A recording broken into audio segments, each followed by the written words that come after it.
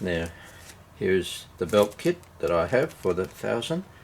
Probably that is what I will do first now, is to ensure that is okay, put it back in the machine and ensure that it all works in regards to play and stop, rewind, etc. This was a belt kit that came with it, but unfortunately it's for the 1000, not the 1000 ZXL, and I'm assuming that's the 1000 Tri-Tracer. Well, here it is.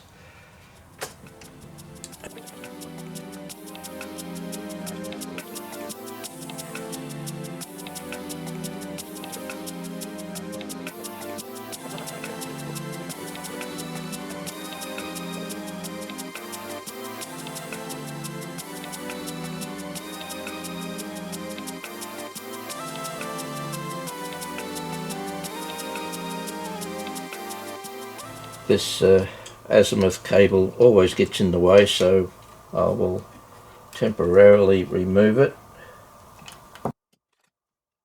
Clips.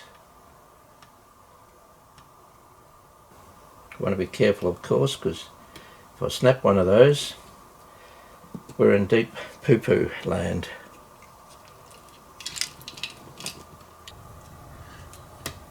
Now, one thing that I do like about this one, trying to get a good view in there, yes, is that the idler wheel and tyre is on a metal bracket. The 480s that I've looked at, it's a plastic arm, and the whole thing moves in and out and twists, and so when the rewind motor engages, or fast forward, or play for that matter, the idler wheel actually twists, so it doesn't sit straight or in the right position on either hub, and that's terrible. But this one, from what I can see so far, it's a lot firmer, which is good.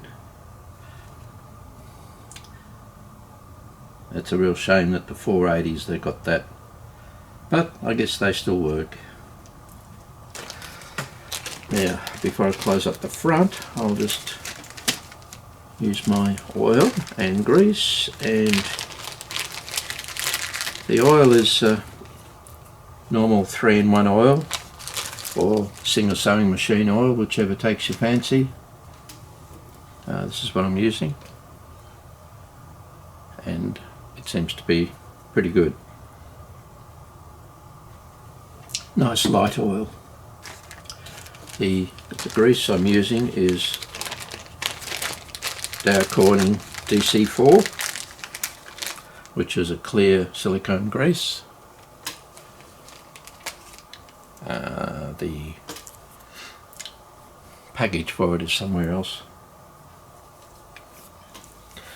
It's not cheap, but it's good. And I was previously using a white grease, and while it's good grease, yeah, there's arguments about it being not so good for plastics in the long run. So yeah, I fortunately only used it a couple of times, and the grease won't go astray. There's always a good reason for a good grease. Just do a few little drops here and there.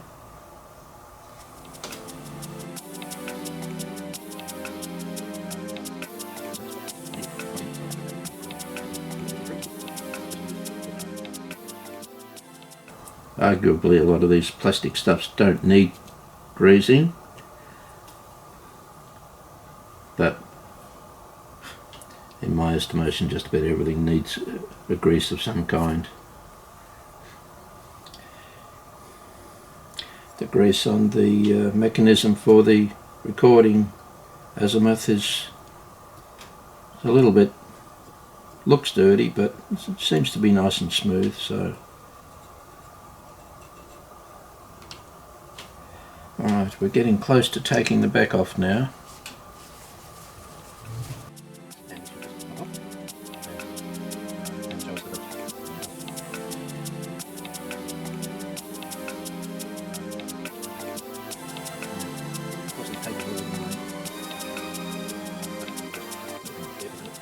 Next thing is to clean everything.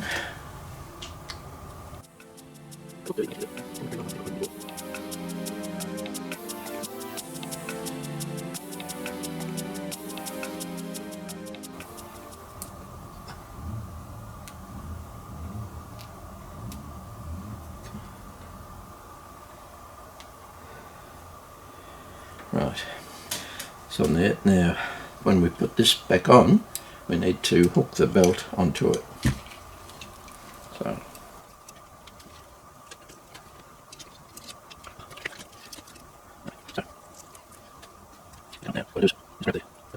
with the hook, and place the motor back in, and hook the belt over the motor pulley.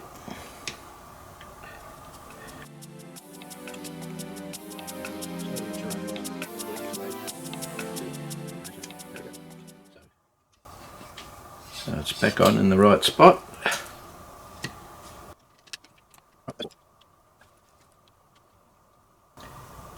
Right, the next one is the drive bolt, which goes in here. Now, this one is a little bit tricky in that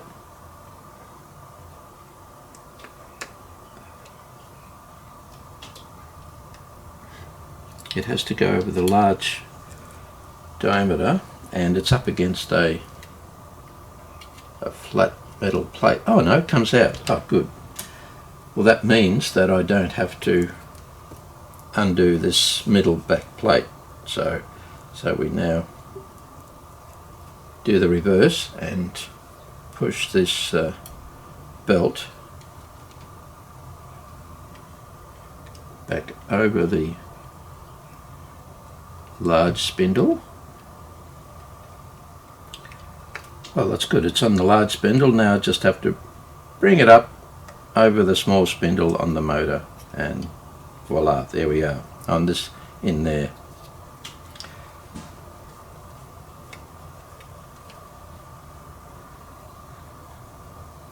Right, and that's the third one. Now the fourth and final one is for the azimuth motor, which is a little black box assembly up here,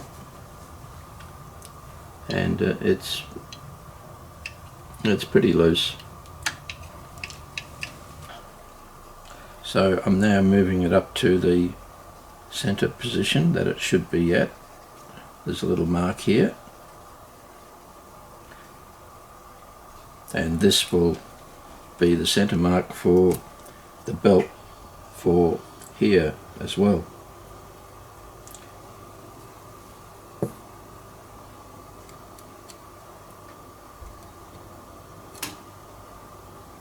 I think to adjust the difference between the two, there's a little screw here and a plate which I think you would adjust backwards and forwards to get that central. So, but that's in a really awkward spot. Okay. Well, in theory all the belts are now done. Now the only thing to do is ensure that the center of this azimuth is the center down here.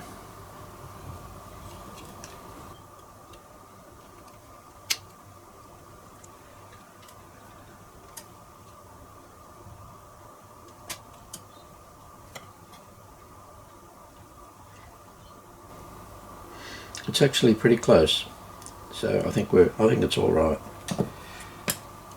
Yeah, they line up pretty well. So the center in this little bracket here and the center up in here, and aligning with that mark there. So yeah, no, I think that's all right. All right, that's good.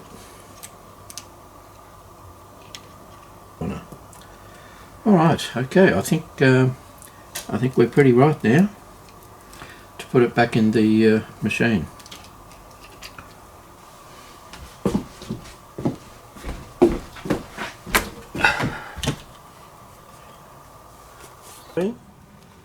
Now I might add that these connectors on the RAM board that were breaking through the Bakelite material, that could also be happening on some of these other boards, so something to keep an eye out for, that these types of connectors, these ones here, you need to make sure the height of the pins is correct. I haven't connected the fluorescent display. It's not needed for it to work.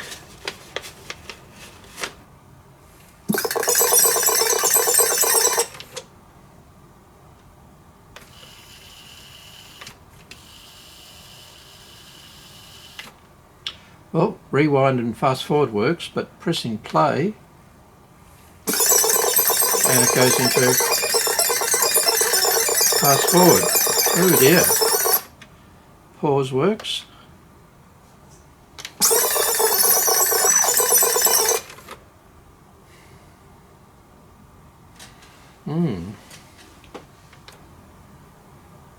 Seems to have locked up. This reminds me of a similar issue with the 480 deck I was playing with. It did a similar thing. Well, this cam mechanism in here got stuck. Oh, that's sad. Well, unfortunately that means I have to pull the mechanism out again. Oh, that's a shame. And of course that's a real saga every time. But in a way it doesn't surprise me. I only wish I could somehow extend the wires to the deck so that I could have it sit out here. Yeah, something amiss with this cam. Yeah, I'm trying to remember what it was with the 480. That's a thought. Anyway, I'm going to have to pull it out, and here we go again. Surprise, surprise. It says, before adjustment, disassemble the front panel assembly, then remove the cover plate assembly. So that's the front assembly and that's the plate. So we do the offset adjustment of the control motor driver, and that's what I think is got screwed up. The cam isn't settling in the right position when stopped. So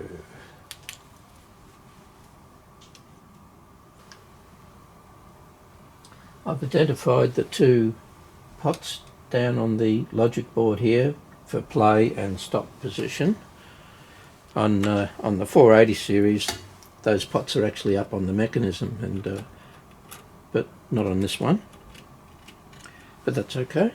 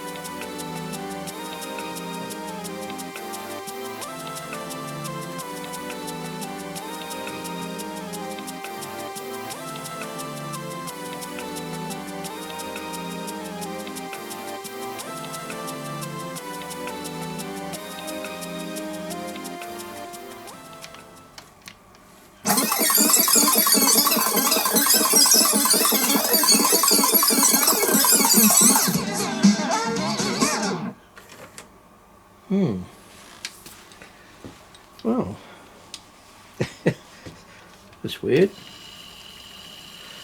I'm back to fast forward and rewind working again. But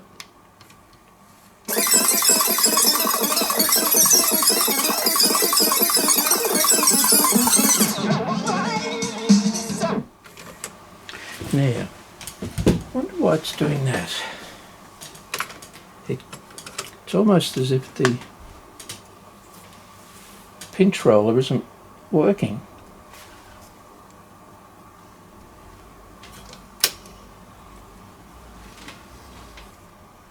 Oh, yeah, it's not going up at all. Neither of them. Oh, okay. Yeah, both pinch rollers aren't going up. So you can press play with no tape in there, that's handy. Now the left idler wheel is going up, but not the right hand one. Ah, so what happened? The left one's slowly rising, so obviously there's some mechanical hindrance. Thick grease or something. I thought I cleaned it all, but obviously not. So, alright, well I failed. Somehow I haven't greased or oiled that particular section properly. What pushes the idler tyres up. It's just not happening. Slowly comes up. Oh. Well, I missed that. That's my bad. Got to pull the whole thing out.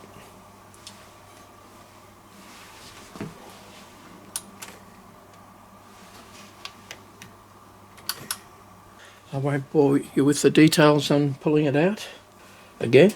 I'll see you when I've got it out.